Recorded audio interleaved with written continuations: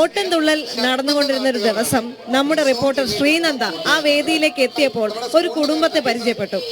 തുള്ളലുമായി അടുത്ത് നിൽക്കുന്ന ഒരു കുടുംബമാണ്. ആ കുടുംബത്തിന്റെ വിശേഷങ്ങൾ കണ്ടുവരാം ഇനി.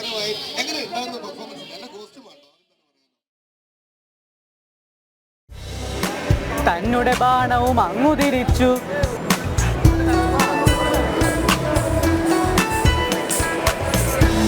വന്നു പതിച്ചെന്നോർത്തു കിരീടി, ചെന്നുകരത്തിലെടുത്തൊരു സമയേ. കുഞ്ഞാ, ആ ചേട്ടൻ കളിച്ചത് ഇഷ്ടപ്പെട്ടോ? ഇഷ്ടപ്പെട്ടു. അപ്പൊ നമുക്കേ ആ ചേട്ടൻ്റെ അടുത്ത് പോയിട്ട് എങ്ങനെയാ ഇത് പഠിച്ചെന്നൊക്കെ ഒന്ന് ചോദിച്ചിട്ട് വരാമോ? പോയി മറിഞ്ഞൊരു സമയേ, തസ്കരണത്തിന് വട്ടം കൂട്ടും. പേരെന്താണ്? എൻ്റെ പേര് സുഗു പിള്ളാക്കെ. സുഗു, ഇത് തുള്ളലാണെന്ന് എനിക്ക് മനസ്സിലായി. അപ്പോൾ എത്ര നാൾ കൊണ്ടാണ് ഇത് അഭ്യസിക്കുന്നത്? ഞാനിപ്പോൾ ഒരു 7 മാസമായിട്ട് അഭ്യസിക്കുന്നു. ഇപ്പോൾ കലോത്സവത്തിന് വേണ്ടി ഇറങ്ങാൻ വേണ്ടി അഭ്യസിക്കുകയായിരുന്നു. സത്യം പറഞ്ഞാൽ സുഗു തുള്ളലിൽ മാത്രമല്ല ഭരതനാട്യത്തിലും അതുപോലെ തന്നെ പ്രാമുഖ്യം നേടിയ ഒരു കുട്ടിയാണ്, ഒരു വിദ്യാർത്ഥിയാണ്. ഞാനിപ്പോൾ ഭരതനാട്യം ഏകദേശം 7 വർഷമായിട്ട് പഠിക്കുന്നത്.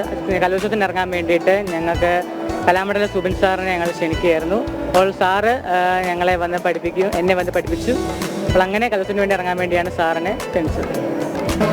പള്ളു നടിച്ചിക കണ്ണുമടച്ച് ഒരു കള്ളൻ നിന്ന് തപം ചെയ്യുന്നു, കൊള്ളാമിതു പെരുവഴി പോക്കർക്കം. എൻ്റെ പേര് കലാമണ്ഡലം സുബിൻ എന്നാണ്. ഇപ്പോൾ ഒരു 7 മാസക്കാലമായിട്ട് അടൂർ EV കലാമണ്ഡലം എന്ന് പറയുന്ന സ്ഥാപനത്തിൽ സുഗുവിനെ ഓട്ടംതുള്ളൽ പരിശീലിപ്പിച്ചുകൊണ്ടിരിക്കുകയാണ് മത്സരത്തിന് വേണ്ടിയിട്ട്. അപ്പോൾ സാറ് മാത്രമല്ല, സാറിൻ്റെ ഫാമിലി, സാറിൻ്റെ വൈഫും കലാമണ്ഡലമാണ് എന്നൊരു പ്രത്യേകതയുണ്ട്. അതാണ് ഞാൻ പറഞ്ഞ കലാകുടുംബം എന്ന് നമുക്ക് വേണമെങ്കിൽ വിശേഷിപ്പിക്കാം. മാഡത്തിൻ്റെ പേരെന്താ? എൻ്റെ പേര് കലാമണ്ഡലം വർഷ അർഷാജ്. എത്ര വർഷം കൊണ്ടാണ് തുള്ളൽ അഭ്യസിക്കുന്നത്? ഞാൻ മത്സരത്തിന് വേണ്ടിയിട്ടാണ് ആദ്യം പഠിച്ചത്. അത് കഴിഞ്ഞ് കലാമണ്ഡലത്തിൽ പഠിച്ചതിന് ശേഷം സജീവമായിട്ട് തുള്ളൽ ഫീൽഡിലാണുള്ളത്. ഇപ്പോൾ ഒരു 12 വർഷക്കാലമായി. സാർ എത്ര വർഷം കൊണ്ടാണ്? ഞാൻ 16 വർഷക്കാലമായിട്ട് തുള്ളൽ മേഖലയിൽ സജീവമാണ്.